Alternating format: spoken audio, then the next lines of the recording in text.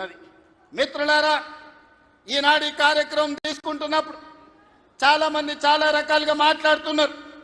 Congress party ముఖ్యమంత్రి PCC అధ్యక్షుడు ఎన్టీఆర్ గారి విగ్రహాన్ని ఏ విధంగా ఆవిష్కరిస్తారు, లేదా ఎన్టీఆర్ గారిది ఆంధ్రప్రదేశ్ హైదరాబాదు నగరం నడిపొడ్డున ఎన్టీఆర్ విగ్రహాన్ని పెడతారా అని కొంతమంది మాట్లాడుతున్నారు.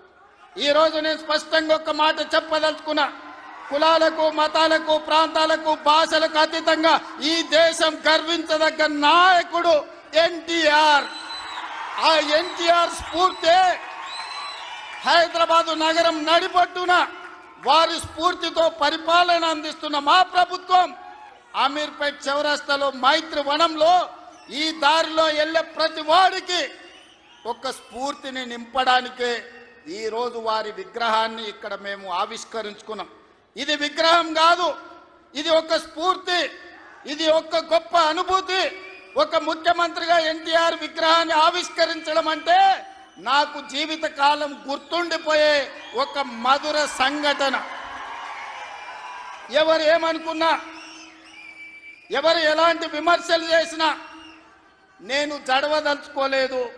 నేను చెప్పదలుచుకున్నా, ఆనాడు శ్రీమతి ఇందిరాగాంధీ గారు ఈ తెలంగాణ ప్రాంతం నుంచి ఒక పివి నరసింహారావు గారిని, ఒక మర్రి చెన్నారెడ్డి గారిని, ఒక పి శివశంకర్ గారిని, ఒక వెంకటస్వామి లాంటి నాయకులు